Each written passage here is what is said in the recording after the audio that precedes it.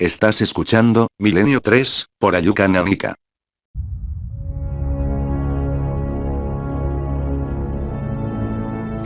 Hace 13 años se estrenó El sexto sentido, una película que no solo se convirtió en un éxito inmediato de crítica y taquilla, sino que además consiguió algo mucho más importante. Varió nuestra forma colectiva de entender el misterio. Gracias a aquella película en la que un muchacho de apenas 8 años observaba figuras que le amedrentaban, gracias a aquella obra maestra con giro final inesperado, muchísimas personas en los 5 continentes miraron de otra forma a las muchísimas personas que habían visto, sobre todo en la infancia, fenómenos semejantes. Lo que parecía un signo de casi apestado se convertía entonces en un nexo común para muchas personas que empezaron a trazar comunicación, a confesarse sus secretos más hondos. Sí, siendo un niño y quizá después, muchos habían visto algo muy similar.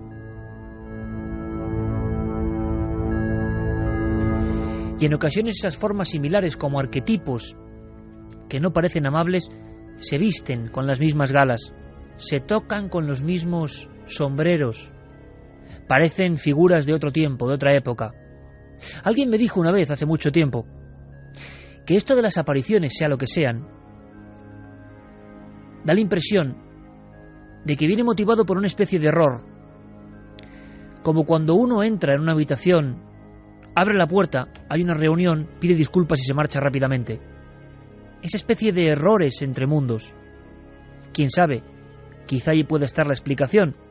Lo cierto y verdad es que miles de niños han sido aterrados, sobre todo en su infancia, por figuras idénticas que responden a un miedo que quizá esté en el origen de la mente, en el origen del pensamiento. El director Shyamalan llevó todo eso al celuloide con notable éxito. El sexto sentido, que ya parece una película antigua, 13 años son muchos, sigue aguantando perfectamente. ¿Lo habéis sentido? Al escuchar las voces sin imagen, simplemente con la fuerza de la voz, todos hemos percibido el mismo escalofrío, un muchacho atormentado y un maestro que le guía por ese mundo. En 4 días en España desbancó al Rey León, a Parque Jurásico o a la Amenaza Fantasma y se convirtió en aquel momento en la más vista de todos los tiempos en nuestro país. Hoy ha recaudado cerca de 300 millones de dólares. Superó, en Estados Unidos tan solo estoy hablando, a la Guerra de las Galaxias de inmediato. Y era una simple película, no de tanto presupuesto, que hablaba de apariciones que tenían los terrores infantiles como epicentro. Casi como homenaje, nosotros podemos hablar hoy de un caso real, de un caso que estamos investigando. El proceso está abierto. Le preguntaba al compañero Carlos Largo cómo llamar a esta historia, y entre los dos hemos ideado algo así como la historia del exorcismo del padre Henry.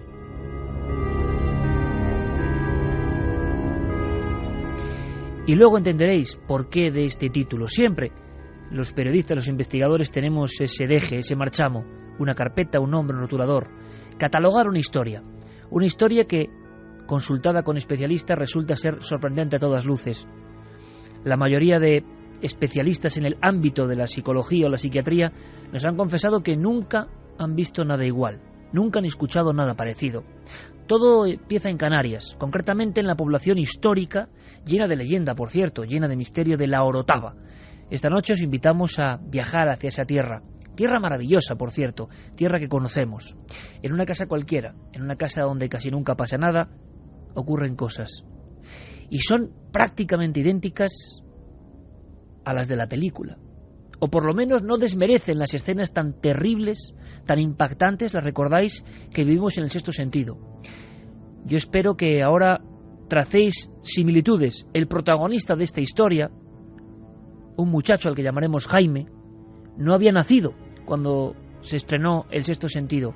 Yo recuerdo 2 escenas que me impresionaron muchísimo del sexto sentido, de esa nueva forma de ver quizá el más allá o las apariciones. Una era tremenda era ese niño atenazado por sus propios miedos, por la visión diferente de algo, que iba por un pasillo. Y entonces ese pasillo se convertía en el pasillo de la infancia de nuestras propias casas, el pasillo de tantos terrores. Llegar, por ejemplo, directamente al baño, a solas, era un reto. Y no deja de ser un reto iniciático, quizá en mitad de la infancia, enfrentarse a la propia oscuridad, a los propios temores. Y cuando el niño se encamina hacia ese lugar, se cruzan de repente dos niños como de otro tiempo, como de los años 70, que no tienen por qué estar ahí. Y uno de ellos dice: ¿por qué no jugamos con la pistola de papá? Cuando pasa delante de la cámara, vemos que ese muchacho de melena abombada tiene medio cráneo fuera, víctima de un disparo que se acaba de producir. Carlos, compañero, buenas noches. Buenas noches, Iker. Yo estoy seguro que escenas, fotogramas, cortes de película como este te venían constantemente a la mente estando en la Orotava entrevistando a esta familia, porque es una familia entera la que vive los hechos. Sí, es una familia formada en este caso por dos niños, un padre, una madre y el resto de integrantes, como decíamos, de la familia. Todos están preocupados por este pequeño, por Jaime, que cuenta con tan solo 8 años. Y lo cierto es que lo está pasando bastante mal. Ya explicaremos que ahora mismo está un poquito mejor, pero desde los 3 años lleva atormentado. Esto es lo extraño, la largura en las experiencias. Los especialistas, como decía, que hemos consultado, hablan de que esto es una franja concreta del tiempo y que si se prolonga, pues puede significar algún tipo de dolencia. Quiero que escuchéis un documento. Como hemos hecho con la película en este sentido, quiero que os metáis a fondo en lo que puede expresar este sonido. El simple sonido de un rotulador que pinta o de un lápiz que pinta sobre una pizarra, ¿no? Estabas tú con el muchacho y, para que lo entendamos, él te estaba dibujando algo. Sí, yo le empecé a preguntar, hice un trato con él, hice un trato de que yo quería conocer su historia, quería conocer qué es lo que le sucedía y le preguntaba por una descripción. Este niño ve a un hombre, tiene pesadillas, continuamente pesadillas con un hombre que él ve. Y bueno, pues yo le pedía que por favor me dibujara a ese hombre. Tengo que decir que Carlos Largo lleva muchos años trabajando con niños. Es cierto que has hecho muchísimos campamentos y eres monitor de niños. Soy monitor de ocio y tiempo libre. Y eso, claro, te ha permitido cierta forma de profundizar incluso en la psique de un niño tan pequeño, de un modo que estoy seguro que el resto no hubiésemos logrado. Por eso se convierte en una especie de, y eso es el valor, una especie de testimonio, de legado, que este muchacho le ofrece a Carlos. Y en esa pizarra, el motivo de sus pesadillas recurrentes durante años. Pesadillas que, y espero que investiguéis con nosotros esta noche, vamos a ir desenvolviendo o desembalando, porque todo parece que tiene un sentido increíble, un sexto sentido quizá. Escuchamos el documento. Yo si te digo que dibujes al hombre este que me has dicho antes, ¿sabrías dibujarlo ahí? A ver si me sale. Así. ¿Y lleva algo? Bigote y camiseta azul. ¿Y el pelo es corto o largo? Más o menos cortito. ¿Cortito? Sí. Un sombrerito llevaba. ¿Pisaba al suelo? ¿Y cómo estaba? Bueno, sí lo pisaba, porque yo oía... Cuando tú pisas que el parque no se oye, talá. Pues eso oía cuando venía. ¿Pero tú sabías cuándo iba a venir? No, pero casi siempre que lo veía sonaba talá.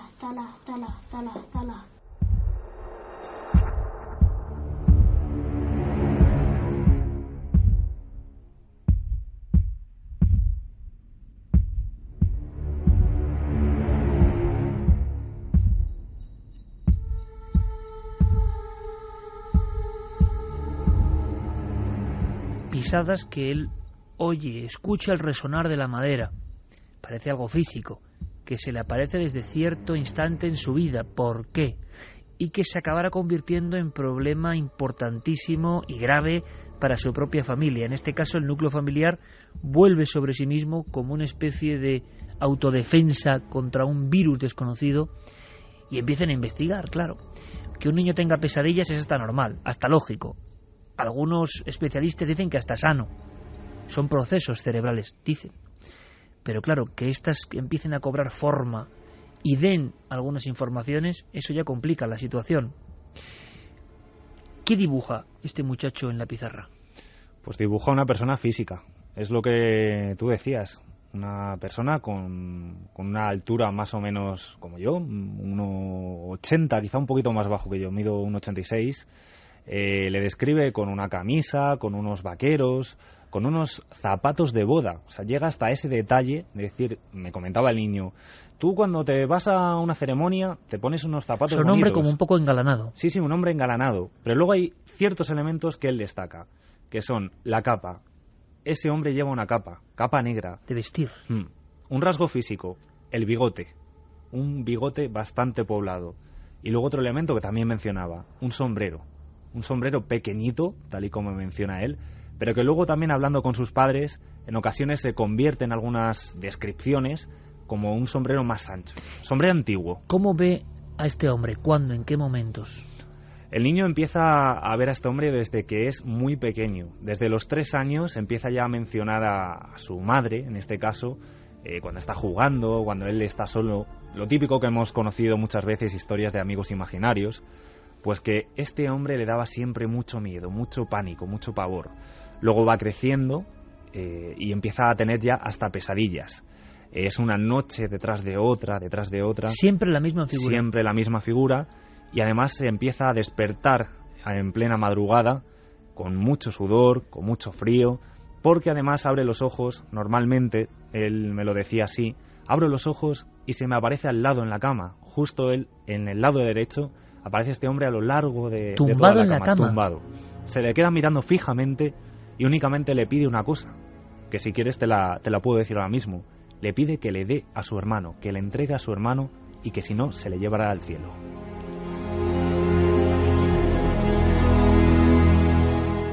Esta es una historia con muchos elementos, evidentemente. Seguro que muchos añadidos por el propio miedo.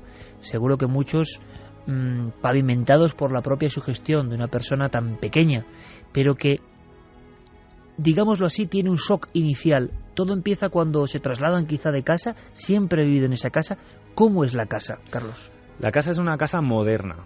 No tiene muchos años, tendrá como mucho unos 6 aproximadamente. Es una casa bastante amplia.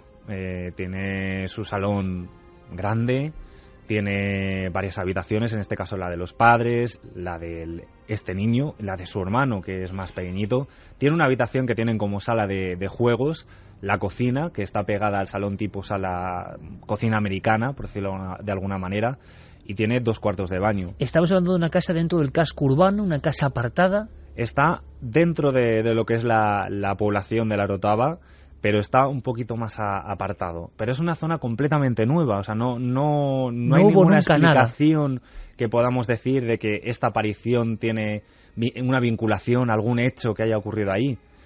Existen teorías que luego iremos conociendo, pero no hay nada a priori que la familia puede decir, es este hecho el que está provocando que mi hijo, que quizá pueda tener una sensibilidad mayor, pueda decir, pues estoy viendo a esta persona. No lo vinculan a nada. Vamos a seguir aprendiendo un poco del caso. Antes incluso de abrir las vías de contacto, ya sabéis, por supuesto, nuestro compañero Fermín Agustí estará muy atento, como lo está Noel Calero con nuestras músicas. Fermín estará recopilando porque además nos interesa toda vuestra información, las vías de contacto ya abiertas, por supuesto la Nave del Misterio en Facebook y en Twitter, nuestra única vía oficial en las redes sociales, Nave del Misterio, la Nave del Misterio en Facebook y Twitter, milenio3con@cadenaser.com, la página web de la SER, y en fin, ahí tenéis todos los contenidos y todas las formas de poneros en contacto. Sobre todo queremos saber si habéis vivido experiencias similares. Fermín estará muy atento recogiendo algo que... Y Santi nos contará. Santi, buenas noches, compañero. Buenas noches, Iker. Porque luego tenemos información para contrarrestar. Esto no parece casual. Y nos ha sorprendido. Indagando en la antropología, indagando en los incluso temarios médicos, nos hemos encontrado con personajes calcados. Y tenemos que saber por qué. Y además, en la propia historia de este programa, han llegado esta misma semana, han llegado testimonios, y no sabían, desde luego, que vamos a tocar este tema, describiendo, y luego recuperaremos el documento, Carlos, el mismo ser o muy parecido. Estamos ante un arquetipo del mal. ¿Y por qué el mal se plantea o se presenta así? ¿Puede ser realmente grave para una persona y más para un niño? Está la salud de un niño en juego. Este tipo de apariciones, ¿tienen que hacer algo los padres? Hay que conocer la familia, hay que ir paso a paso. Yo os invito a la investigación en vivo, como lo estamos haciendo, y que seáis detectives con todos nosotros. Vías de contacto, por supuesto, ya abiertas. Y atención, porque hay un momento importante, cerca de los 4 años, también nos recuerda esto, en este sentido, hay una tienda de campaña, nos habla la propia madre, yo quiero que la escuchéis. Con unos 4 años le regalan una tienda de campaña a él. Se la montamos, la tienda de campaña, y no quería entrar. Yo me doy cuenta de que era al principio sí entraba a jugar, entraba a su juguete, se sentaba dentro, pero llegaba un momento en que no entraba dentro. Entonces le pregunté que por qué no, que si es que ya no le gustaba su tienda de campaña. Y me dijo es que dentro de la tienda de campaña estaba el señor con el sombrero y el bigote.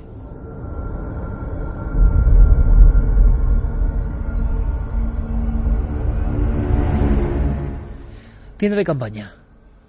Parece que es un momento que detona, como dicen muchos expertos en el asunto, siempre hay un primer encuentro, quizá algo que queda grabado en la mente y que luego persigue. O, en otras teorías, el niño con su proceder, o por estar en cierto lugar, o en determinada disposición, abre algo que no se tiene por qué abrir, porque, pobre niño, ¿no? Es inocente de cualquier cosa, evidentemente. Pero, ¿qué pasa esa noche en la tienda de campaña? Es que tú fíjate, tiene tan solo 4 años. ¿Qué se le puede estar pasando a un niño de 4 años para... Y antes, a la llegada a esa casa, no había ocurrido nada. Anteriormente nada. Nada. Sí que menciona la madre que en alguna ocasión con 3 años pues había empezado a tener algún amigo imaginario, pero la primera vez que empieza a mencionar a este hombre concretamente y que no para de describirle hasta el día de hoy, que tiene 8 años, es en ese momento de la tienda de campaña, que no quiere entrar.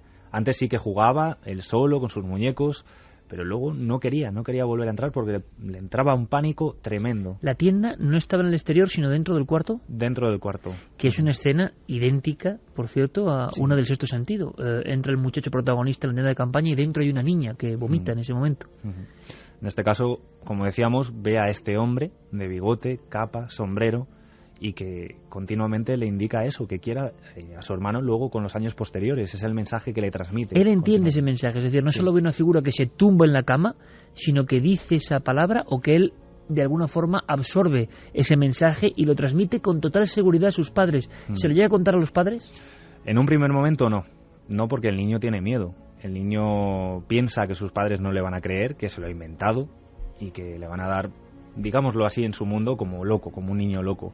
No quiere contarlo. Aparte por otro hecho, porque la misma madre nos lo cuenta, y él también nos lo dijo, que ese hombre le decía que si algún día lo contaba, que le veía a él, que pasaría algo muy, muy malo.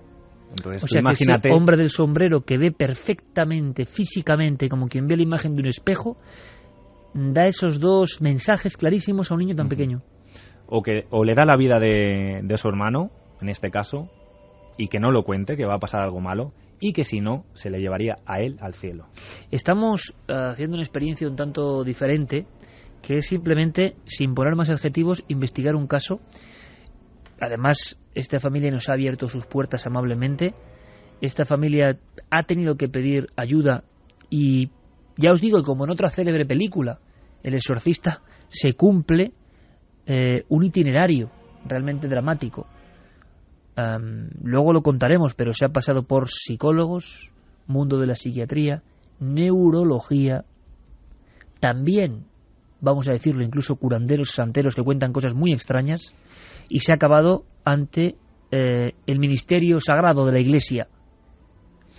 Un proceso idéntico al de la famosa novela de William Peter Blatty. Pero esto ocurre en Canarias en pleno siglo XXI. Como es muy interesante y seguro que hay muchos contenidos que pueden hacernos aprender algo en torno a las entrañas de cosas que superan a la ficción, vamos a seguir la investigación. Aquí no es cuestión de juzgar, sino de simplemente mostraros cómo nosotros estamos investigando. Claro, ¿qué hace un investigador en este momento? ¿Cómo es la familia? ¿Qué observas en la familia? ¿Qué te llama la atención o te deja de llamar la atención? ¿Cómo es su estado de angustia? ¿Son gente joven, gente mayor? Son gente joven. Son gente joven, además, como decíamos, debemos de agradecer cómo se han portado con nosotros, cómo nos han abierto las puertas de su casa. Son gente trabajadora, gente normal y corriente, y que están preocupados por su hijo. ¿Tienen un buen estatus, un estatus normal? Sí, de un vida? estatus normal, un estatus económico normal, y bueno, sí que estamos hablando de que la familia ha habido un pequeño acontecimiento, que es que ha habido una separación. Pero en ese momento en el que el niño comienza con todas estas imágenes, la familia estaba unida.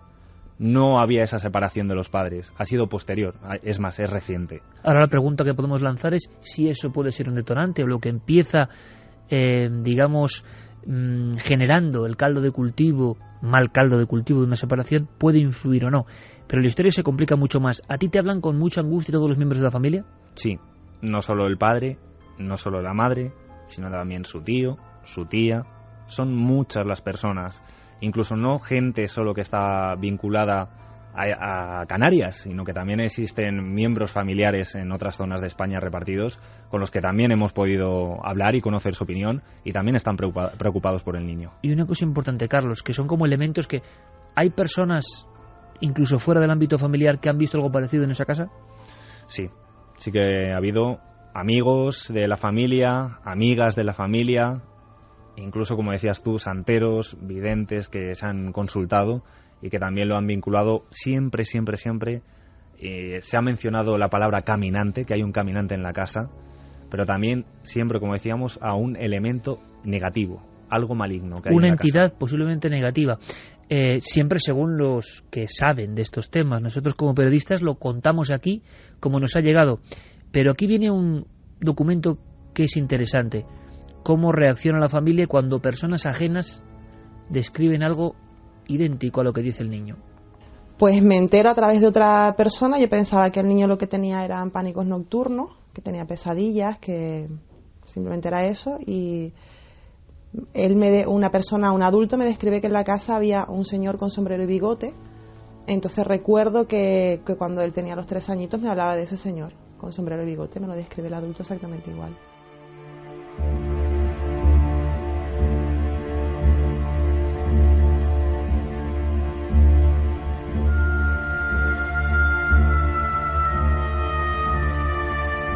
¿Cómo es posible, Carlos, que alguien describa un adulto con sombrero y bigote en esta casa? ¿Cómo fue esta escena? ¿Cómo ocurre? ¿Qué sabemos de ella? Pues esta escena ocurre con total normalidad. Llega un amigo de la familia a la casa y, bueno, pues la ¿No madre sabe nada? en este caso no sabe absolutamente nada. La madre empieza a compartir su preocupación. El niño no duerme bien, no descansa, tiene pesadillas, se despierta siempre a la misma hora por la madrugada. Siempre con sobre las sudor. 3:30 de la madrugada. 3:30. Es la franja horaria en la que el niño siempre se despierta muy mojado. Ellos lo mencionan también como que está desorbitado, como fuera de sí, muy asustado. El caso es que le explica a este amigo lo que le está pasando al niño y ese amigo dice, no, es que tu hijo no le está pasando esto porque tenga un problema de salud ni porque tenga pesadillas, es que es por el hombre. Y se queda la madre, pero ¿qué hombre? Sí, el que estoy viendo ahora mismo allí. Este amigo de la familia describe a un hombre con bigote, con sombrero y con capa en el mismo punto en el que lo describe Jaime.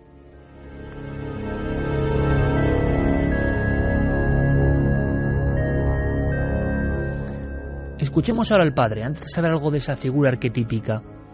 Escuchemos al padre porque es rotundo y es otro miembro diferente de la familia. Llega un momento en que esto se convierte en problema. De anécdota pasa a problema. Cuando personas ajenas hacen un retrato robot de lo mismo sin haber hablado con el niño, uno ¿cómo debe sentirse? Desde luego preocupado, extrañado. ¿Qué clase de broma es esta? Escuchamos al padre. El más que la tierra lo describe con un sombrero negro, con una capa negra, y llegó un momento que decía que tenía como si fuera una pistola, y dice que le aterraba, que se iba a llevar al hermano y amenaza tras amenaza, y el niño desorbitado no sabía lo que hacer ni cómo expresarse y contarlo. Estando conmigo él a 1 metro me dijo, papá, tienes a alguien a los pies de la cama y te está mirando. Resulta, Santiago, que un ser a los pies de la cama que te está mirando, embozado en negros ropajes, en traje talar, en galas absolutamente fuera de lugar y de contexto, en Canarias. No el sombrero, que el pequeño sombrero es algo tradicional del pueblo canario rural y lo llevan muy a gala. Es un sombrero muy peculiar, que sobre todo en algunas islas menos azotadas por el turismo quizá todavía se ven en los campos de Canarias. Pero esa figura en concreto, un hombre con una especie de sombrero de ala ancha, lo hemos contado incluso en algunos casos en la televisión en Cuarto Milenio como una figura que se ha visto en varias ocasiones. Recuerdo la Chancillería de Granada, donde pensaban que era un verdugo y donde había testimonios concretos. Esto viene de muy atrás, hay muchos testimonios, no es un caso concreto y único, y Santi se ha pasado toda la semana indagando en qué hay detrás de esta figura, qué sabemos, y sobre todo si, como buen arquetipo, el fenómeno es universal.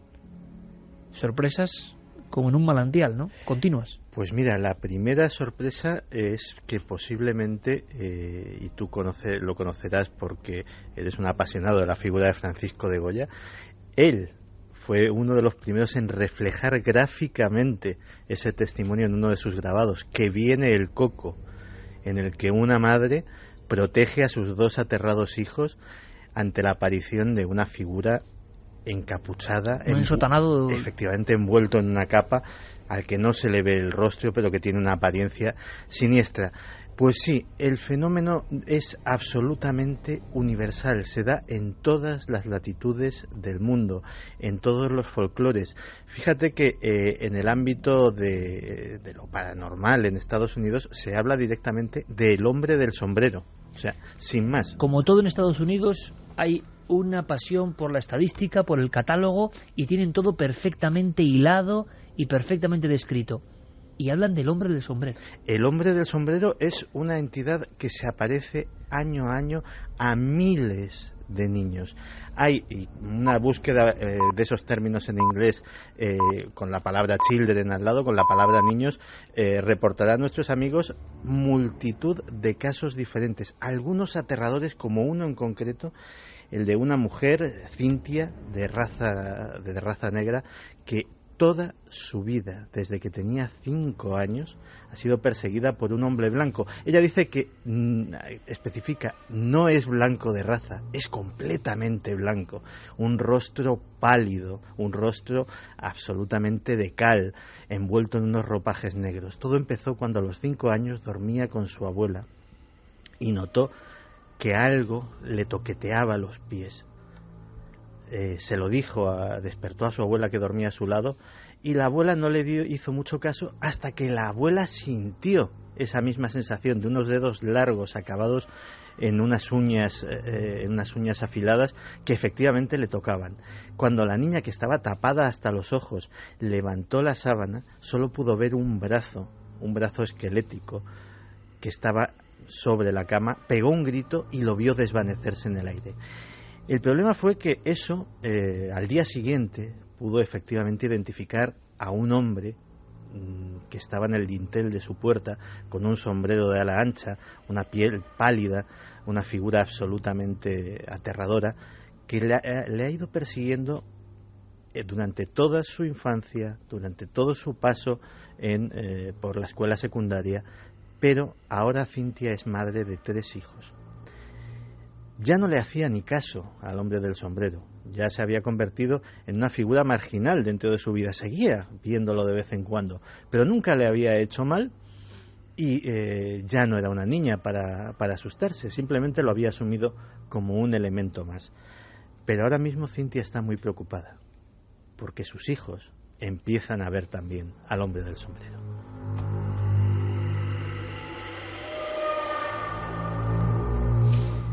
Con Santi iremos compartiendo esta información, viajando por el mundo, sabiendo a qué ha llegado, qué conclusiones. Es increíble, diferentes culturas, diferentes formas de pensar, diferentes épocas incluso. Mencionaba a Santi siempre acertadamente a Francisco de Goya y Lucientes. Él, en los desastres de la guerra y en los caprichos, hablaba de que viene el coco e imaginaba esa forma gigantesca, idéntica, y estoy seguro que muchos amigos de nuestra nave del misterio, tanto radiofónica como televisiva, me entenderán perfectamente, como uno de nuestros clásicos predilectos que hace poco recreábamos en Un caso límite, el caso de Saucedilla, esa especie de ensotanado alto, famélico al mismo tiempo, imponente, imposible en su forma, pero que está ahí y que parece que va en busca de un testigo para comunicarle algo, quizá. Bueno, Goya en ese dibujo hace algo idéntico. Esta semana, como hace unos 15 días se emitió ese capítulo en Cuarto Milenio con el ensotanado de Saucedilla, hemos recibido, y yo lo llamo efecto caja de Pandora, un sinfín de comunicaciones que hablan de esas figuras ensotanadas, y algunos testigos en diferentes puntos del planeta, recuerdo por ejemplo un caso de Argentina, nos describen siendo niños junto a una casa o dentro del pasillo de la casa, a la figura embozada, sujetándose la propia capa y muchas veces con un pequeño o gran sombrero. Algo absurdo, a no ser que sea un miedo que esté muy dentro de nosotros y que nosotros de alguna forma vomitamos psicológicamente o psíquicamente. Psicorragia, decían también los supuestos entendidos, ¿no? Plasmar eso que está dentro de nosotros. Lo curioso es que Goya, que pintaba muy bien los miedos, incluso en las escenas taurinas, contaba la historia del llamado licenciado de Falces, que para que su número fuese una mezcla de jugarse la vida y casi terror, se embozaba en una capa negra y un sombrero de la ancha, no dejaba ver su cara, y Goya le impresionó tanto que con aguafuerte lo dibujó. ¿Os imagináis el ruedo con unas pocas antorchas en la noche y ese hombre burlando al toro? Yo estoy recordando ahora, viajando al fondo del arquetipo, y la semana pasada hablábamos de Jung y de la fuerza de los símbolos que no saben ni de tiempo ni de espacio y que están con nosotros desde siempre. ¿Recordáis otra película, ya que hablamos hoy también de cine, muy célebre, que es Poltergeist, la segunda parte? ¿Recordáis ese homenaje en la producción de Spielberg, el que pone el dinero de alguna forma, que quiso que hubiese una figura que es bien curiosa, de un reverendo absolutamente siniestro, cara cadavérica?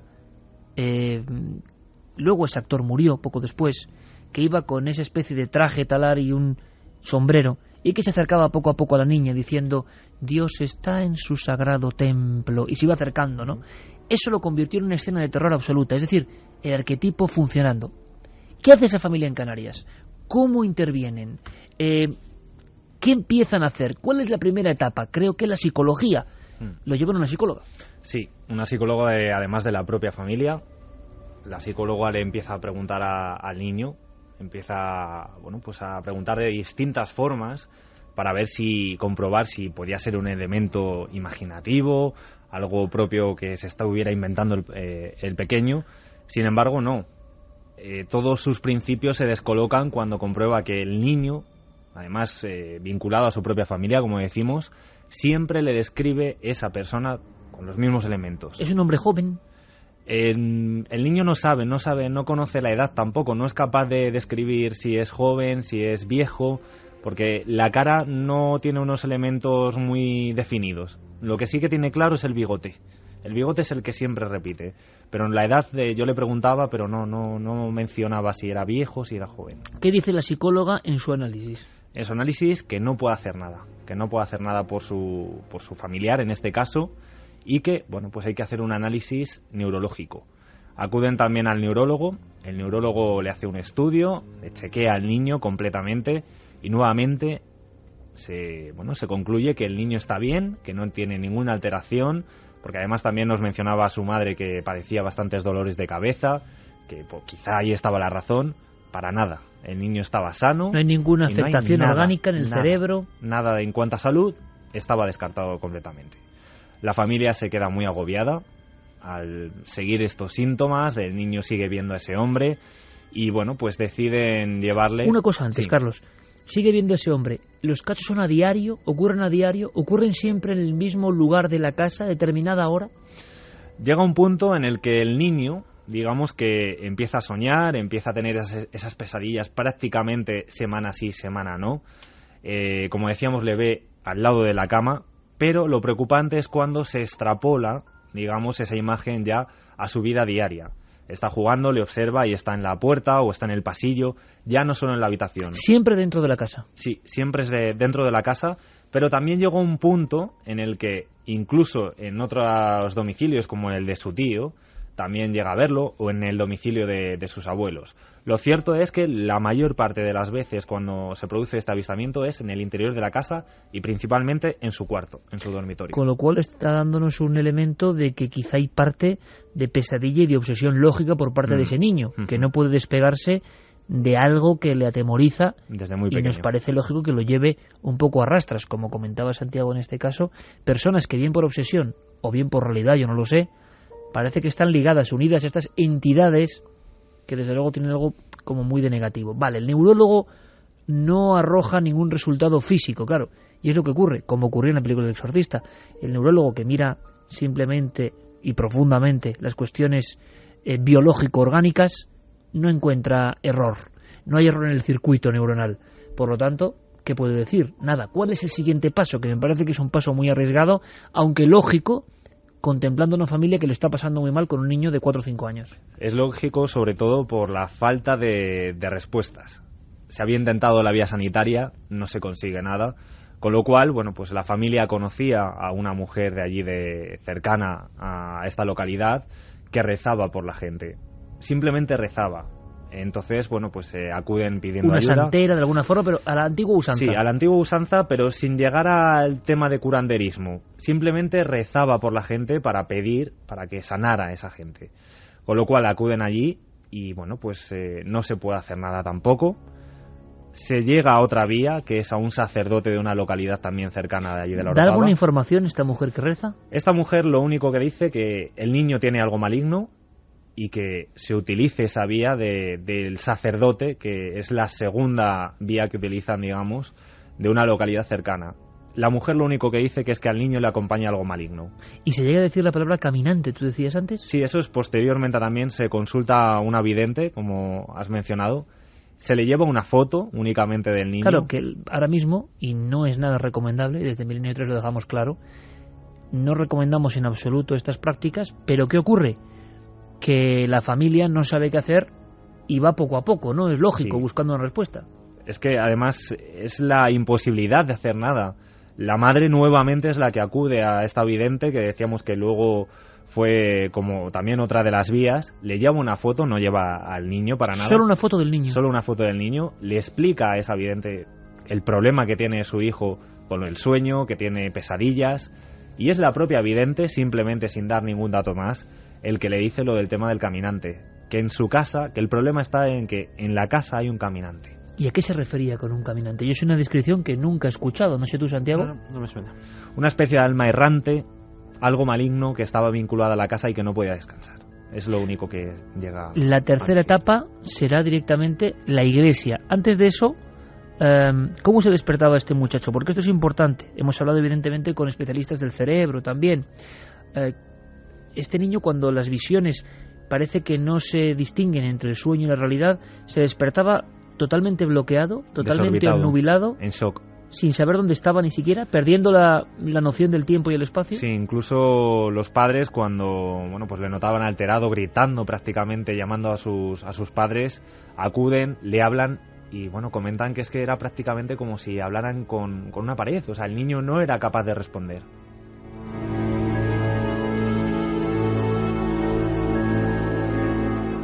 Y con 6 años empieza a despertarse varias veces en la noche, gritando, pataleando, chillando, muy descontrolado, demasiado descontrolado. Y después, como a los 3 meses de empezar con esto, despertarse así muy, muy a menudo, nos empezamos a dar cuenta de que siempre se despierta a la misma hora, entre las 3 y las 3 y media. Muy mojado, la piel fría, eso sí, y como si estuviera ido, desorbitado, o sea, una persona que está y a la vez no está.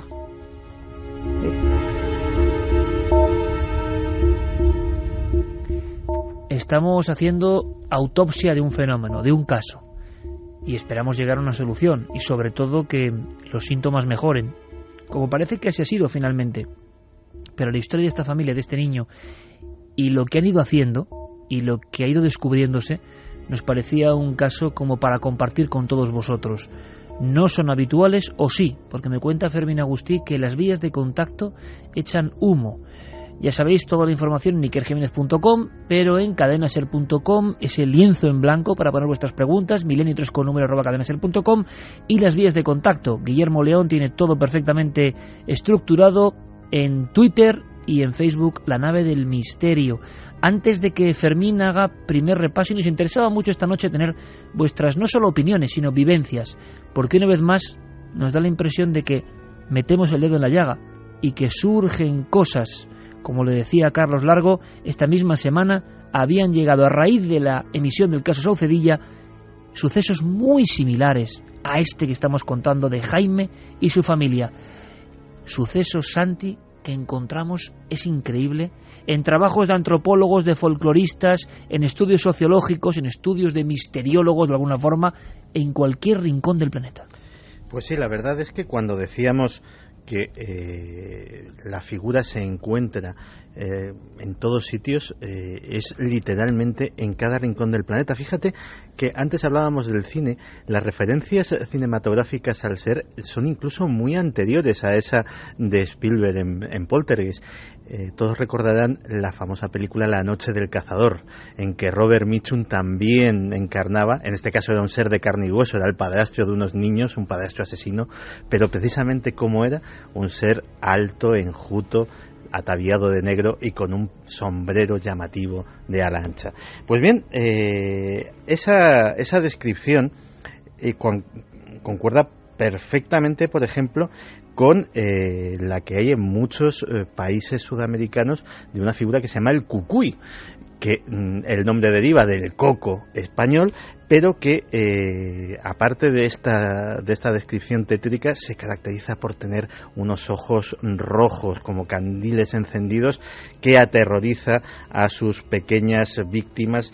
Y en países como en Rumanía o en Italia tiene otros nombres, allí lo llaman el babau. El babau está perfectamente por parte de folcloristas investigado el asunto de pesadillas recurrentes, vamos. Sí, de hecho el nombre italiano de esta figura y el nombre rumano son bastante gráficos a lo que estamos hablando. L'uomo nero, el hombre negro, o en rumano omul negru, es decir, lo mismo, el hombre negro, y que también están ataviados con una capucha que les esconde la cara y que a veces pues deja entrever un rostro extremadamente pálido o unos ojos encendidos. En Bélgica se le llaman los viejos ojos rojos y de hecho a veces en el folclore belga se dice que tiene una capacidad que se atribuye a una figura mítica de la literatura, a Drácula, que a veces se podía este ser de ojos negros transfigurar en un perro negro enorme cuando era sorprendido por los adultos. Hablamos de arquetipos del miedo, qué duda cabe, y si estos llegan tan hondo en la mente que pueden convertirse en una realidad, pueden cruzar la frontera, ¿sí o no? No sé qué opináis. Hemos lanzado una encuesta que ahora Fermín nos dará los resultados también exactamente, sobre si creéis en la presencia de entidades negativas o no, porque todo esto para la familia, para quien lo vive, es muy negativo, y ahora vais a ver, porque ¿tendrá que ver con lo que pasó en esa casa? ¿Ese hombre del sombrero era alguien? ¿Fue alguien? ¿Sigue ahí por algo?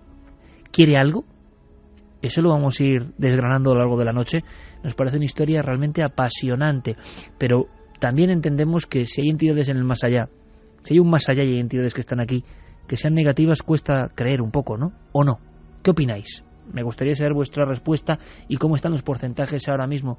Pero es curioso, Santi, da la impresión de que esa sensación, ese arquetipo, ronda a las personas siempre en la pesadilla común. En muchos testimonios te has encontrado de diferentes países que no es que aparezca dentro de la casa, sino aparece rondando la casa, y como ocurría en Saucedilla, que es curiosísimo. Recordáis, amigos, un caso que hemos contado muchas veces porque lo tiene absolutamente todo, ese pueblo cacereño cerca de la central nuclear de Maraz, atemorizado por una especie de torre humana encapuchada, que uno de los testigos, Mari del Mar Mariscal, es un caso que a mí me aterró de verdad. Baja a la basura, luz encendida a su espalda de su propia casa, la familia reunida, un acto tan mundano, y dentro de la verja, pero dentro de su casa, está ese ser, y lo describe con la cara alargada y pálida. Llega a verle la cara. Es más, María del Mar Mariscal, en pleno shock, y en un caso que obligó a la Guardia Civil a peinar el pueblo en varias ocasiones sin resultado, describía hasta una especie de cicatriz. Describió una especie de cicatriz. Pero lo que ella recordaba sobre todo es que aquel individuo, aquel ser, lo que fuera, era muy alto, muy delgado, estaba dentro ya de lo que es la parcela, muy pequeña, no muy lejos de ella, y que extendía una mano y le decía que se acercase. Ese tipo de símbolos, estamos hablando de la fuerza de los símbolos, de por qué se reproducen por el mundo, aparecen en otros lugares de una forma también absolutamente gráfica. Pues tú imagínate la tremenda sorpresa que se debió de llevar Denise, una joven tejana que ni siquiera recordaba que de niña había tenido este tipo de experiencias. Sencillamente había sido un episodio de su niñez que había olvidado. Cuando tenía 17 años, estando en casa de su abuela, ni siquiera en su propia casa en la que nunca había habitado, era una visita familiar, pues con motivo de una festividad como puede ser Navidad o Acción de Gracias, pues estaba durmiendo en un cuarto de invitados y notó algo en la ventana. Y cuando se dio la vuelta, todo ese recuerdo de esas experiencias terribles que la aterrorizaban de niña, de esa figura extraña que parecía vigilarla o acosarla, se le vinieron de golpe, porque vio ese mismo rostro en la ventana del cuarto, extendiendo una mano, una zarpa, y arañando o tocando de una forma extraña los cristales. El grito fue tremendo y como suele suceder en estos casos, sirvió para que esa figura se desmaterializase en el aire. Pero desde luego los casos son miles, y hay una cosa muy curiosa, porque todo lo que he citado del marco de la antropología era del ámbito occidental, pero es que en otras culturas que no tienen nada que ver con la nuestra, aparece también el hombre del sombrero. Aparece también. Pero eso me lo cuentas luego, Santi. Y es más, me cuentas también si dentro de los popes de la psicología, por ejemplo Jung, no sé, si alguien habló de este arquetipo, si representaba algo, si dentro de los arquetipos el anciano venerable, la madre diosa fecundadora, aparece también, imagino que dentro del oscuro diabólico desconocido, esta figura.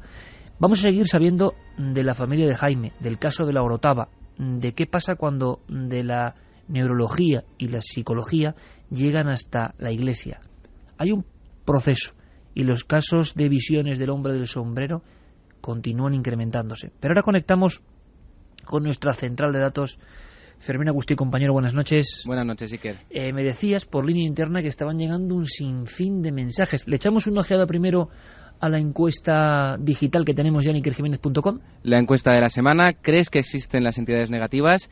Gana el sí con un 87,4%. 87,4%. Frente al no con un 12,6%. No me lo esperaba en absoluto, de verdad. Yo pienso que hay toda una línea de personas que piensan que esas entidades negativas no pueden hacer daño, ¿no?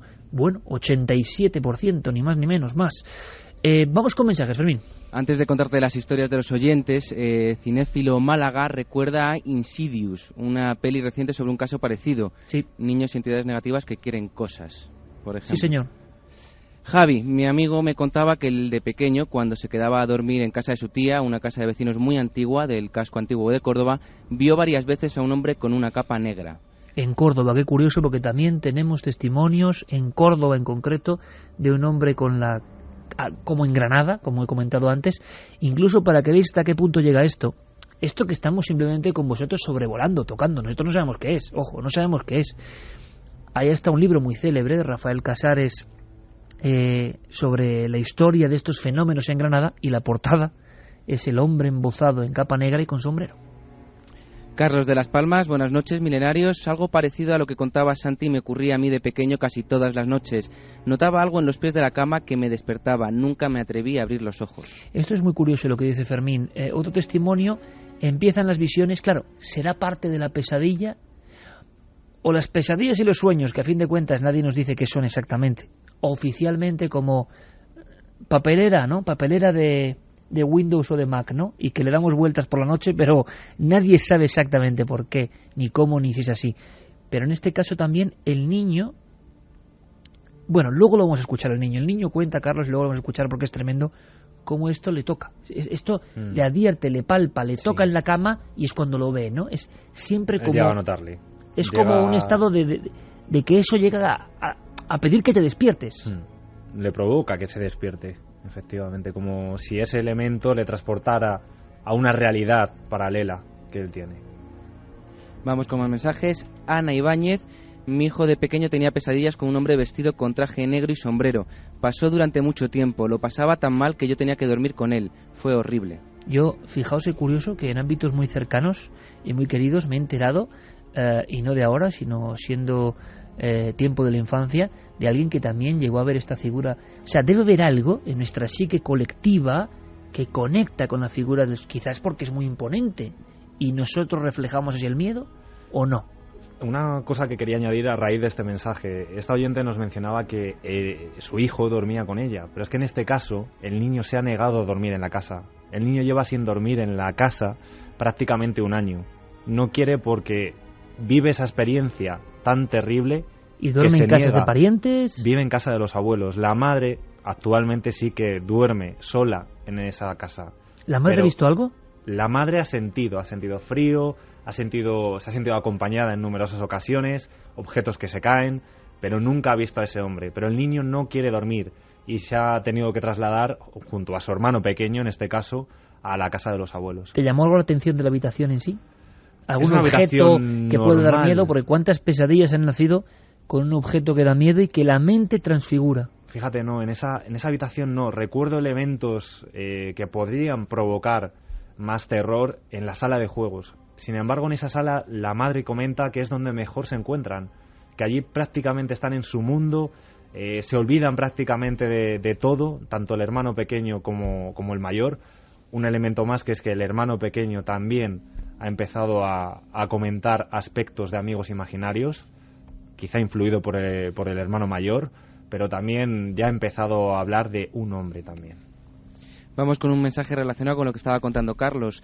Ana dice: hola, de pequeña veía cosas que sabían que no formaban parte de este mundo de vivos, los sentía y veía. Con 5 años me mudé de ciudad y desaparecieron de mi vida. Tengo 36 años y aún los recuerdo. Hay que contar otro pequeño elemento, que no es pequeño, sino que es tremendo. Carlos tuvo una semana intensa, porque no es el único caso, sino una semana cargada de acontecimientos de todo tipo. Tuviste contacto en pleno proceso de investigación de este caso, el caso del exorcismo del padre Henry, con una de estas personas sensitivas, vamos a decirlo así, y por teléfono te dio una información que te sorprendió muchísimo, ¿no? Sí. Porque a veces estamos viendo, hay personas que ven más allá. Yo es que estoy convencido que hay personas que a veces ven más allá. Que lo vean todo el rato ya es lo que no logro yo entender. Pero que de vez en cuando vean cosas que los demás hemos perdido esa facultad para verlas, casi estoy convencido. ¿Te ocurrió? Hay personas que han mantenido esa antena, yo no sé si por defecto o por virtud, recolocada o en posición con esa visión mucho más amplia. En plena investigación, para otro caso, tú hablas con esta persona sensitiva de la provincia de Cádiz y te dice algunos elementos. A mí esto me sorprendió mucho, porque yo estaba en comunicación contigo, que casi ni sabías, y te lo estaba contando por teléfono. Esto ya no es el fenómeno del misterio de lo que ve el niño deja de ver, sino de que hay otras personas. Y en la distancia. En la distancia. ¿Cómo fue eso? Cuéntanos, anda. Pues era justamente en ese proceso. Mira, tengo ahora mismo los pelos de punta. O sea, no... era justamente en ese proceso que estábamos realizando las entrevistas, justamente en un descanso. Tengo que hacer una llamada a esta persona sensitiva para otra investigación que íbamos no tenía a enlazar, nada que ver absolutamente. Y que da mucho miedo también. De hecho, era la primera llamada que hacía este hombre. No le conocía de nada absolutamente, solo de otro reportaje que habíamos hecho con él. Pero tú nunca habías hablado con él. Yo nunca había tenido ninguna conversación, no había cruzado ninguna palabra. Me presento, le digo, bueno, pues todo lo que vamos a hacer en la siguiente investigación, y me habla de unos elementos que dice, Carlos, ya he empezado a ver. Y digo, bueno, pues coméntame qué es lo que ha pasado. Digo, porque no te he llegado a contar absolutamente nada. Dice, bueno, ve a un niño con esta forma de pelo, me dijo el color del pelo, exactamente, acaba de entrevistar a Jaime. Coincide el mismo color de pelo, tiene esta edad, variaba unos pequeños años, luego daré mi posible teoría también sobre lo que podría ver este hombre. Y dice, y además está rodeado de gente alrededor, concretamente unas monjas, unas hermanas que están rezándole.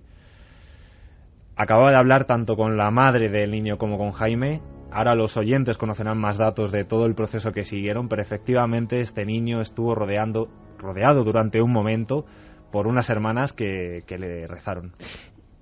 La semana pasada, ya lo decía Carlos Largo, nuestro compañero, que había tenido ese auténtico bautismo de fuego en el mundo del misterio con esa semana de autos, y no solo por este caso.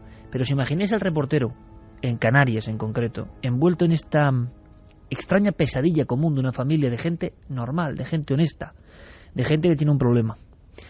no sabemos qué problema y simplemente indagamos. Y que le están contando y dibujando la historia de ese ser y contando la historia de ese niño y gestionando la historia, habla con un sensitivo, vamos a llamarlo así, y le empieza a leer cosas pues a unos 3.000 kilómetros de distancia y sin conocerse, que coinciden perfectamente. Claro, esto abre el abanico a... Puede haber personas que ven otras capas de la inmensa cebolla de la realidad, ¿no? Y que nosotros, quizá cuando somos niños, ¿no? Cuando somos niños parece que tenemos ese canal abierto, que vemos de otra forma, y que todo eso lo vamos medio enterrando, socialmente desde luego es enterrado a paletadas. Cualquier niño que se salga de la norma, ¿dónde va? Al neurólogo, al psicólogo, y evidentemente el psicólogo y el neurólogo le van a decir, niño, que no veas. Por eso el sexto sentido de la película pega un labonazo tan fuerte, porque dice, oigan, a nivel mundial, película de Hollywood, esto pasa, y a veces no tiene explicación. Y eso genera, yo creo, una retroalimentación de mucha gente que dijo, yo lo sé, a ciencia cierta, caramba, esto me pasaba a mí, ¿veis? Esto es verdad. Tenían que ver ese reflejo en la pantalla para decir lo que me pasaba a mí es verdad. De todas formas, Carlos, intensa semana desde luego, y de verdad, Santi, se siente un poco de angustia y también de envidia, porque estar metido en ese torbellino solo entiende la emoción que genera todo esto quien lo está viviendo, y sobre todo quien se le rompen los conceptos. Sí, además posiblemente ese bautismo de fuego es un momento irrepetible en la vida de cualquier investigador. Es el momento en el que... se te caen los pelos del sombrajo, sí, que tú vas a nivel español, con ¿no? todas tus revistas y tus libros y tus programas oídos y vistos, pero no has tenido la iniciación de encontrarte cara a cara con decir caramba. Tú lo has dicho, iniciación. Sí, de hecho hay una cosa muy bonita y tiene mucho que ver, que son las iniciaciones alquímicas. A los alquimistas o a los aspirantes alquimistas, la iniciación simplemente consistía en una cosa, enseñarles que era posible. Y ya el maestro, el que se aparecía simplemente para darles ese dato y para decirles te voy a iniciar en este arte, simplemente les enseñaba una transmutación y les decía, esto es posible, el resto del camino es tuyo, yo solamente te he mostrado que es posible. Ese momento en el que lo imposible se hace posible delante de tus propios ojos es un momento que marca y que cambia vidas, y que me da mucha envidia a las personas que lo sienten por primera vez, porque es una sensación irrepetible. Sí, única. Ya no solo tenemos a personas que sabemos que parece que ven más, sino a fenómenos que no acabamos de catalogar y que comprobamos con las vías de contacto con Fermín Agustí, que seguimos teniéndolas abiertas y seguiremos recopilando información, que esto le pasa a mucha gente, a muchísima gente. Luego proseguimos, Fermín, la encuesta totalmente desnivelada, 87% a favor. ¿Qué nos queda? Seguir la investigación. Escuchemos de nuevo a Jaime, escuchémosle hablar con Carlos con absoluta rotundidad y además con ese fenómeno, el misterio de lo que parece un sueño o lo que oficialmente tiene que ser un sueño o pesadilla, tiene la facultad, siempre según el testigo, de tocar, de alertar, de rasgar un cristal en la noche o de tocar un pie para decir estoy aquí, como una manifestación que quiere decirnos algo. Escuchamos muy atentamente. El que me tocaba la frente, los brazos, la barriga. ¿Quién es? Pero ¿quién es? ¿A qué te refieres? ¿A él? A ver. ¿Pero quién? El hombre. ¿Pero y hace ya mucho que no le ves? Hacía mucho que no lo veo. ¿Cómo que hacía mucho? Hacía unos par de días que no lo veo. Pero casi siempre que vuelvo, algunas veces duermo bien aquí, ¿no? Pero algunas veces cuando vengo ya digo, ya duermo bien, pues me entra la pesadilla.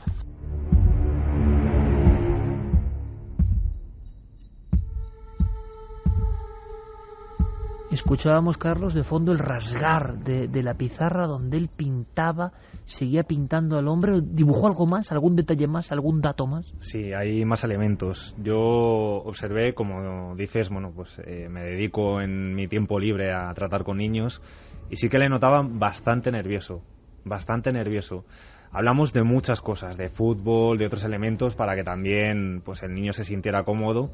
Y fíjate, cuando hablábamos de otros temas, el niño me miraba fijamente a la cara. Cuando hablábamos precisamente de lo que le pasaba, de este hombre, además se podía notar ese ruido, insistentemente pintaba rayajos continuamente, que además esto ha aparecido en algunas películas también de ficción de este género, continuamente rayajos, una y otra vez, círculos, cuando hablaba de este hombre de negro. Estoy pensando, fotografías anómalas, fenómenos, tú decías, la madre estando ya sola en la casa, ha percibido el movimiento de objetos, presencias, frío, pero ¿ha habido algún fenómeno más alrededor del niño?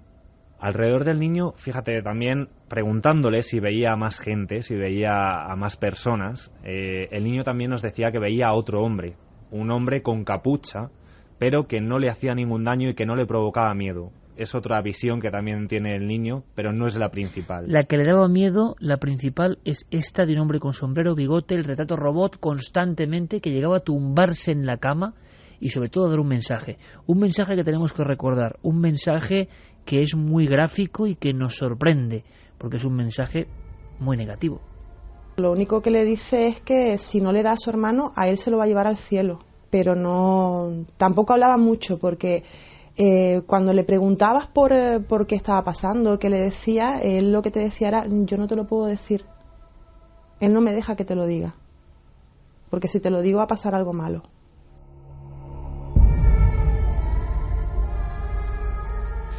Y otro elemento, más testigos, más personas que en esa casa, como antes ha contado Carlos, hay más testigos del vecindario, amigos de la familia, que creen ver una silueta casi por accidente dentro de ese domicilio. Y ya es curioso porque la describen de la misma forma. La visión mía era de que era una pataleta, digamos, del niño que quería atraer mi atención para que él hiciera más caso. Eso pensaba yo. Pero al llegar un amigo a casa y comprobar que no había ni hablado con el niño ni nada, y me dijo cómo era ese hombre o esa cosa, me quedé descolocado. Que había visto un hombre con un gorro, las mismas descripciones, con una capa negra y como si fuera una pistola que empuñaba. Lo mismo que me contó mi hijo, pero no habían estado en ningún contacto, digamos. Un elemento que habíamos dejado casi en el desvío de esta historia. En ocasiones ese individuo parece que empuña algún arma. Un arma, una pistola, lo describe así el niño también. ¿Hace algún ademán de atacarle con eso? No, le acompaña. Es un elemento más de atrezo, digamos. Nada más. Nada más. Bien. Sí que me gustaría apuntar, aprovechando que acaba de hablar el padre del niño, el padre también tiene una sensación de ahogo continuamente en esa casa. Es como si le estuvieran ahogando. Y además, unido a esta experiencia de este otro adulto que vio a este hombre, hay que decir que en ese momento estaban los cuatro, digamos, estaba la madre del niño, el padre, este adulto y su mujer, y hay un momento en el que se acerca ese adulto a la habitación del niño y empieza a sentirse incómodo y empieza a relatar que ve a ese hombre. No solo intenta interactuar, digamos, de alguna manera con ese hombre, sino que describe cómo ese hombre se le pone a la espalda para ocultarse y que no le pueda ver.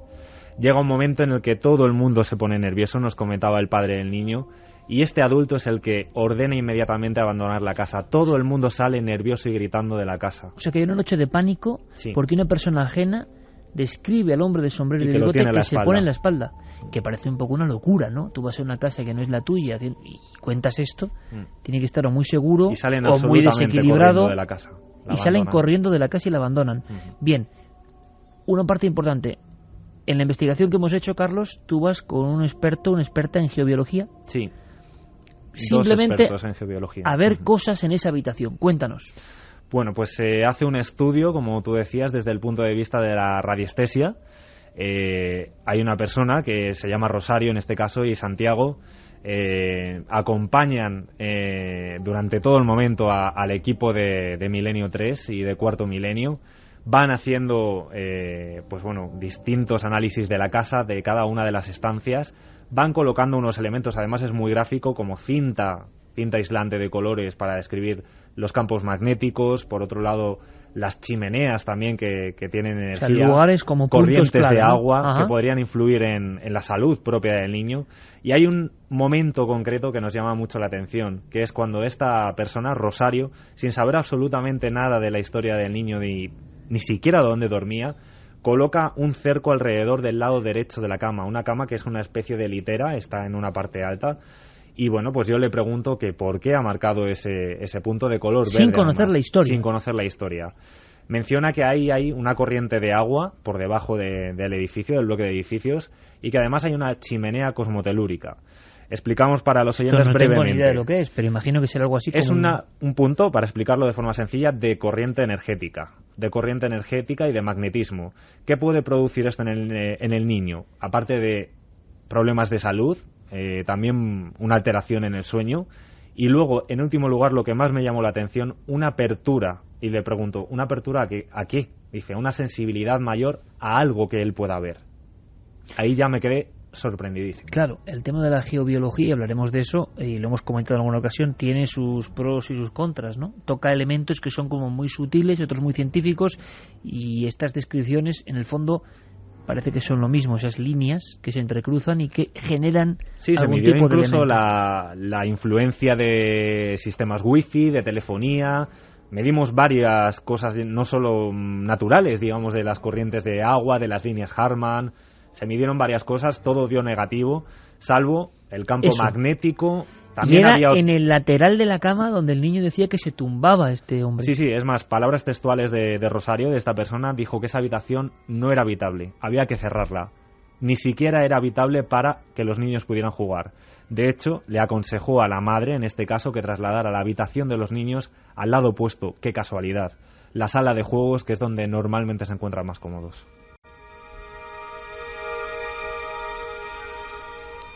Y nos encontramos con una familia que ya imagino que no sabe qué hacer, y alguien le recomienda a un sacerdote. Sí. Hay dos pasos en esta nueva fase. Se acercan a un sacerdote de allí de Canarias. Bueno, la madre nos cuenta que van un día que hay misa, se acercan con el niño. El niño desde el primer momento se encuentra incómodo, se quiere marchar e incluso tiene sensación de vómito continuamente. No está a gusto. Termina la misa, se acercan al sacerdote, al párroco, le reza, le hace un rezo nuevamente para salvarle de este acompañamiento maligno, digamos, y no consigue nada. El niño por la noche nuevamente está peor e incluso continúa y se incrementa esta aparición. Vuelven a llamar al sacerdote, en este caso, y le aconseja que se ponga en contacto con la Archidiócesis de Madrid. O sea, el sacerdote en Canarias dice que ya no puede llegar a más. No puede llegar a más. Que tiene a una persona que puede ayudarle, que hace unos rezos, digamos, mayores o que pueden ayudar de alguna forma al niño, y que se pongan en contacto con la Archidiócesis de Madrid. La madre es directamente la que se pone en contacto ¿Con el y padre le Enrique? hablan de una persona, el padre Enrique, que además el niño me hablaba de él como mi amigo Enrique. Que lo tenemos perfectamente localizado, es un hombre que existe realmente. Sí, existe. Fue hasta hace pocos meses el exorcista oficial de la diócesis de aquí de Madrid. Y bueno, pues realizan 2 viajes. O sea, la familia, hay que intentar comprender el problema, ¿no?, que llega a ser esto. Se embarca en un vuelo hasta Madrid. Hasta Madrid. Llegan un día, se acerca, en este caso, la hermana que vive aquí en la península de la familia, la tía del niño. Se acerca la madre con el niño y se encuentran lo primero, el elemento que decíamos antes. Unas hermanas que reciben a la familia, les empiezan a hablar con ellas, les hacen unos rezos al niño y a continuación... O sea, esa escena de las monjas rezando al niño cierta. Es lo que te había comentado a ti, el sensitivo por teléfono, Cádiz-Canarias, ¿no? Este elemento existe.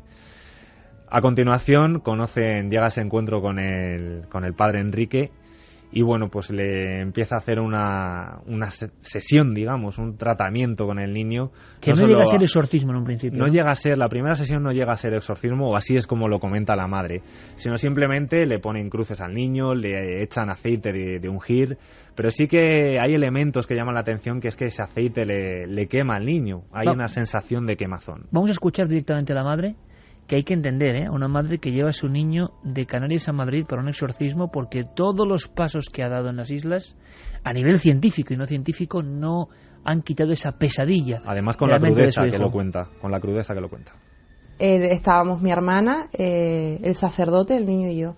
El niño no estuvo solo en ningún momento. Lo tumban en el suelo en una colchoneta y le van rezando mientras que le van poniendo cruces. Van dándole aceite de ungir, le ponen aceite en las manos, le ponen aceite en la frente, en el cuello, en el pecho, y a la vez va rezando.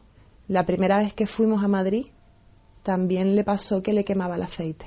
Le daba mucho calor, quería quitarse el aceite de las manos. El niño, lo que más me impresionó de todo, le pone una luz, en un momento determinado de la oración, le pone una luz que es muy intensa, una luz blanca, y él se quedaba mirando a la luz y no cerraba los ojos, no parpadeaba en ningún momento. Gesticulaba mucho con la cara, se movía, cerraba y abría los puños, los cerraba y los abría muchísimo. Y las piernas, movía muchísimo las piernas. Eso fue la primera vez.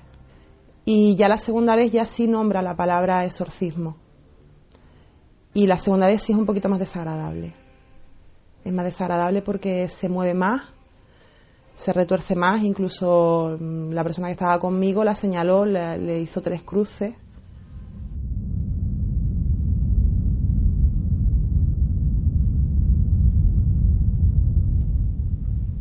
Tres cruces. Momento del exorcismo, ese niño que no parpadea hace 3 veces la señal de la cruz a una de las acompañantes de la madre. La verdad es que... ¿Qué sabemos de ese exorcismo? De exorcismo sabemos lo que cuenta la madre en este caso, que notaba a su hijo fuera de sí prácticamente. El niño, además, hay una parte de la entrevista que también me habla sobre ello y que recuerda que en este caso su amigo Enrique le regala una cruz que a día de hoy todavía mantiene porque es como su talismán, le salva de ese hombre, o por lo menos le tranquiliza. Y como decíamos, bueno, pues aparte de ese aceite de ungir, ese foco de luz continuamente enfocándole a las pupilas y el niño continuamente mirando fijamente. Y hay una parte más, un elemento que se nos olvidaba, el pantalón del niño. Y por cierto que es un elemento que hay que entenderlo muy bien. A mí, en muchas partes de la grabación que le hemos puesto, me ha puesto los pelos de punta por lo que significa, por lo que hay de fondo. Alguien manipula, vamos a decir, la parte más pudenda de ese niño en el exorcismo. Sí, además nos lo contaba la madre del niño que estaba presente. Ella no creía en estas cosas, no creía que fuera posible lo que estaba viendo con sus propios ojos. La bragueta del pantalón del niño, la cremallera, subía y bajaba sin que nadie la manipulara. Esto yo no lo he escuchado en mi vida, absolutamente. Es una cosa rarísima, pero que desde luego, si lo entendemos bien en su momento y en su contexto, nos lleva a pensar en todas esas cosas, quizá de una patología de orden sexual, o tanto es que se ha hablado de íncubos, súcubos, personas que intentan apoderarse de nuestra energía. En el medievo se creía en esa especie de violaciones. Bueno, y cuántas historias más modernas de entidades, lo que sea, que quieren sexualmente violentarnos, ¿no? Y eso ha ocurrido en más de una ocasión. ¿Será esto o no? No lo sabemos, pero desde luego es entre las escenas tan raras que se cuentan, una más que nos deja con una extrañísima sensación. Hay una cosa más. Eso parece que es un bálsamo. Para algunos será la realidad de la función del exorcista, para otros el efecto placebo, que, digamos, mitiga, ¿no?, el ardor de una pesadilla recurrente. Pero es que hay más exorcismos, más viajes, y en otros miembros de la familia, será un contagio psicológico o no, pero es extraño porque empiezan a creer que algo retiene al niño cada vez que hay que hacer un viaje, porque son varios de exorcismo. Sí. Vamos a escuchar al tío, ¿no? Sí, vamos a escuchar al tío en este caso de Jaime, que menciona precisamente, y luego si quieres lo contamos, que es a lo que se refiere de elementos o situaciones que pasaron cuando intentaron llevarle a Madrid. Yo creo que el niño lo describe como algo malo. El niño, esas pesadillas que tiene, es como si fuera una presencia mala. Y cada vez que hemos intentado buscar una solución para el niño, ha pasado algo que, si fueran una situación aislada, pues diría, bueno, ha sido una casualidad. Pero cuando son muchas situaciones, ya dice, no puede ser una casualidad, aquí algo se nos está escapando, ¿no? qué se refiere? Pues está relacionado con una serie de tragedias que ocurrieron durante esos intervalos de preparación de los 2 viajes. En la primera ocasión intentan llevar al niño aquí a Madrid y justamente cuando tienen ya todo preparado para coger el avión, el abuelo, en este caso de la familia, se pone muy enfermo, le tienen que llevar al hospital prácticamente muerto, tal y como nos mencionaba tanto la madre como el tío del niño. Y bueno, pues deciden no viajar porque se querían despedir en este caso de su familiar. Estaba totalmente grave. Una vez más se decide no viajar, como decíamos, se quedan en Canarias y el abuelo empieza a mejorar sorprendentemente, hasta tal punto que hasta las enfermeras de la planta le llamaban el paciente del ángel, porque era imposible que en tan pocas horas se hubiera recuperado y que por la mañana estuviera ya bien. Y luego, como desgracias, que el niño parece que... Sí, en el segundo viaje, por ejemplo, llegan a no decirle al niño ni a la propia madre, en este caso el tío, cuándo van a viajar. Compra los billetes, pero no le dice incluso fuera de casa, fuera del contacto con el niño, para que no lo supiera, porque llegan a pensar que este ente o este hombre es el que manipula las cosas para que el niño no pueda viajar a Madrid. Y en este segundo viaje, nuevamente, sin que lo supiera el niño ni la madre tiene un pequeño accidente también para que no pueda viajar en esa segunda ocasión. Y sin embargo, lo que tú decías, las profecías que lanza el niño. El niño a su padre en una ocasión le llega a decir si ha tenido ya el accidente.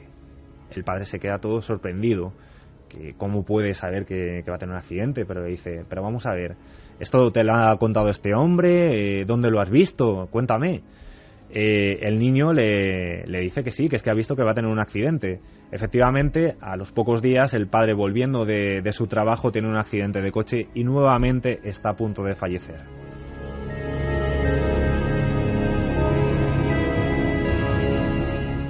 Santi, aunque sea en un flash, ¿encontramos algo en la historia del pensamiento, filosofía, psicología, psiquiatría sobre este arquetipo? ¿Existe como arquetipo? Sí, claro, por supuesto, y dentro de la psicología junguiana tiene un nombre, es la sombra.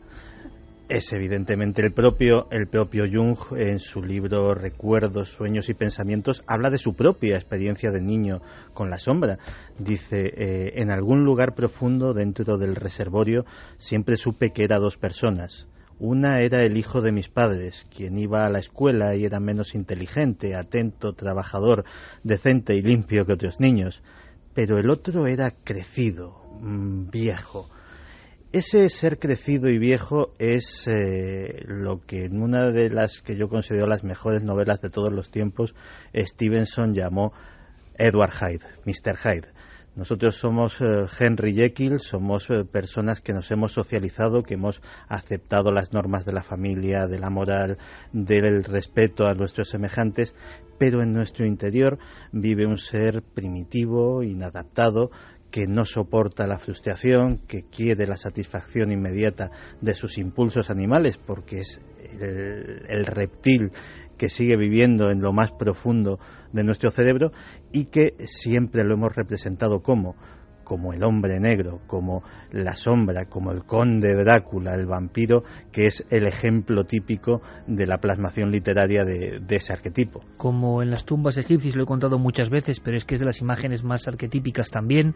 En las tumbas egipcias a veces encontramos un hombre completamente oscuro, sin cara, sin ojos, sin nada, el Haybit, la sombra desdoblada, que se ha quedado por ahí vagando. Los etruscos lo dibujaban con la cabeza ovalada y sin rasgos faciales. Impresiona mucho porque tú vas viendo caras y una es sin faz. Una tez desnuda por completo. El concepto de la sombra y a lo largo de... Bueno, al final incluso la propia muerte en la iconografía medieval cristiana se envuelve de esa capa negra y nos aparece transformada un poco en eso. Recomiendo, por cierto, hay un trabajo que se ha republicado ahora de Jung y otros grandes filósofos y pensadores de todos los tiempos, Encuentros con la sombra, por cierto. Para Jung, sin embargo, es algo que emana de nuestro interior. No es que seamos nosotros, sino que vive en nosotros y que puede salirse de nosotros y aparecerse a nosotros. Es el concepto de sombra densa. Lo peor de nosotros, desembalado de nuestro equipaje de huesos y carne y puesto delante. No está nada mal, pero es tenebroso de verdad. Lo que sí sabemos en esta investigación que hemos intentado desbrozar es que el niño, por fortuna, está mejor, aunque ha vuelto a ver a ese hombre. Claro, la gran pregunta es, ¿quién es ese hombre? Por ahora nadie lo sabe. Pero ¿qué datos sí que hay teorías sobrevuelan? Hay uno en el vecindario que no está comprobado. No. ¿Pero qué cuentaban? Digamos que son comentarios. En este caso la madre habla con una amiga íntima de la zona, y es la amiga la que hace un poco de portavoz para enterarse de quién puede ser este hombre. Si ha habido algún crimen, si ha habido alguna muerte vinculada a donde están construidos esos edificios. Que muchas veces la muerte violenta, el asesinato, toda esta teoría de la sombra vincula asesinato a destiempo y sobre todo injusto, alevoso, con algo que pulula, que se queda ahí. Y lo que sí que es cierto es lo que mencionabas, que aparece una muerte justo en la finca donde se construyeron estos edificios. Una persona que se suicida, que se ahorca, y bueno, que en principio no tiene los rasgos que menciona el niño. Sí, un único elemento, el sombrero.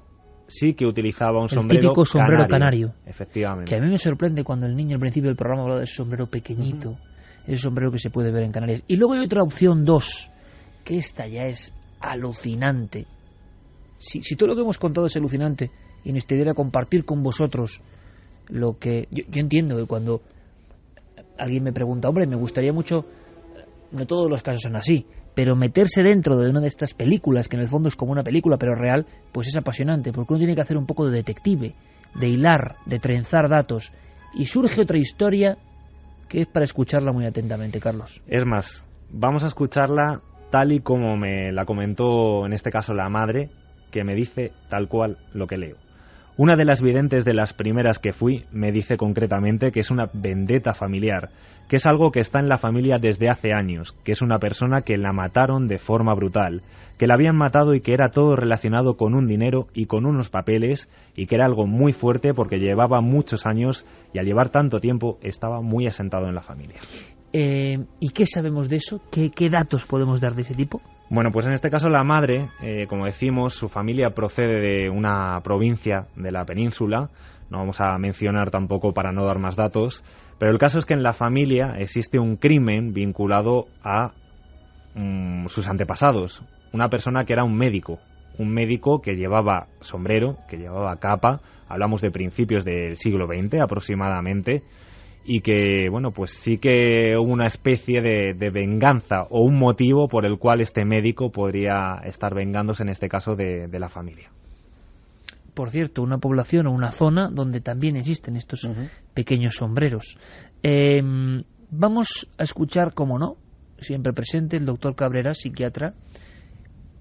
Queda desligado, y a la vuelta, después de las noticias, Fermín, le pediré que recopile toda la información, que sé que es mucha, muy interesante, y mucha casuística que está llegando a nuestras redes sociales, vías de contacto.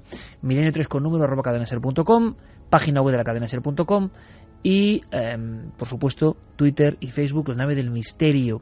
Porque hoy, una noche más, vamos a seguir absorbiendo vuestros conocimientos y experiencias, porque dentro de poco queremos hacer algo importante con vuestros testimonios. Estamos desde hace unos meses ya recogiendo una cantidad de informes a viva voz que tienen que ser escuchados con toda la potencia y con todo el eco, y esta es una de esas noches, claro. Pero ¿qué nos puede decir un especialista puramente científico? A veces da la impresión de que nos quedamos fuera, ¿verdad? De que, bueno, hay unas pautas, pero que en ocasiones la casuística indica todo lo contrario. Pero a pesar de eso, opinad libremente, doctor Cabrera. Pues los niños que padecen este tipo de visiones o este tipo de pesadillas no son iguales que los niños que no las tienen. De hecho, el terror nocturno o la pesadilla infantil, los psiquiatras la vemos como un signo precoz de neurosis infantil. Quiero decir con esto que cuando un niño en su infancia vive una infancia complicada, el terror nocturno para nosotros es muy significativo. Es decir, la persona más o menos estable, con una vida normal, una salud mental muy, muy equilibrada, casi nunca tiene terrores nocturnos en su infancia.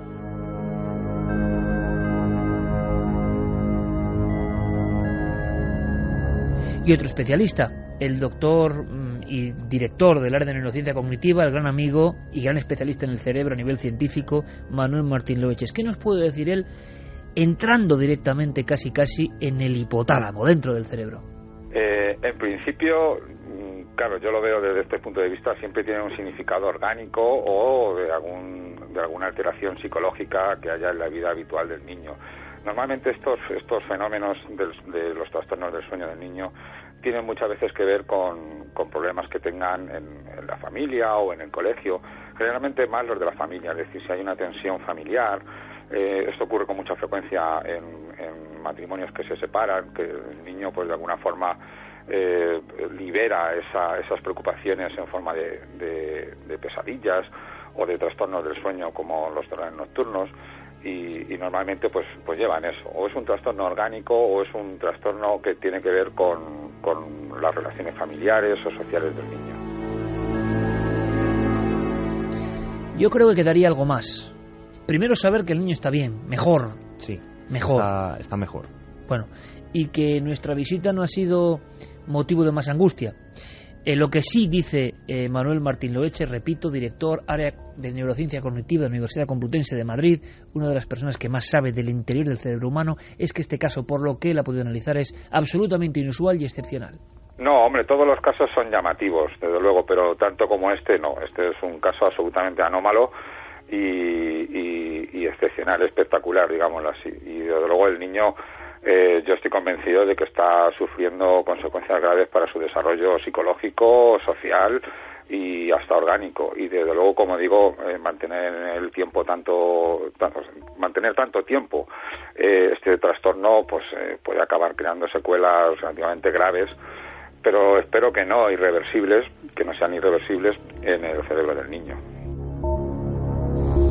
Queda segundos porque ya están aquí los compañeros con toda la actualidad en la cadena SER, que seguirme atentamente. Algo ha dicho el niño, una promesa que va a cumplir. Sí, el niño, yo con ese trato que hice con él, para que me contara lo que le sucedía, sí que me llamó mucho la atención. Decía que él había hecho una promesa a su madre, que iba a prometer que iba a volver a la casa a intentar dormir allí y que los tratos eran para cumplirse y que él lo iba a hacer. O sea, que él se iba a enfrentar a sus miedos como ese niño y como todos los niños que hemos sido niños. Lo hemos hecho a veces en la sombra de nuestro propio hogar, de nuestro propio domicilio. Que así sea. Es la historia del padre Henry y su exorcismo y su caso y el de este muchacho. La realidad supera la ficción. Ahora todas las noticias y luego volvemos.